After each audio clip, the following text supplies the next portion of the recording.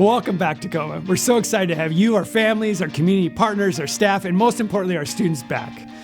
Families, this year we're rolling out a new feature called Parent View to help streamline things for you, where you can see your attendance, report absence, see grades, assignments, course histories. We have links in there for My School Bucks, Final Forms, lunch menus, and more. We're really working hard to streamline everything in one place for you. If you've traveled around Tacoma this summer, there's a good chance you saw our planning construction teams working hard. Right now, I'm standing inside the beautiful new Fawcett Elementary. Thanks to our 2020 voter-approved bond, there are projects big and small happening all across this district. Construction on the new Bryant and Oakland are already on their way. We installed 22 new playgrounds, made upgrades and repairs to our athletic facilities, pools across the district, ADA improvement, HVAC, security upgrades, and so much more. Schools are more than just buildings. They're places for students to learn, feel safe, and grow together.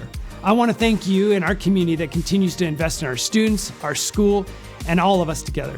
We are truly one city, and the work that we do together impacts not just our schools and our community, but our future.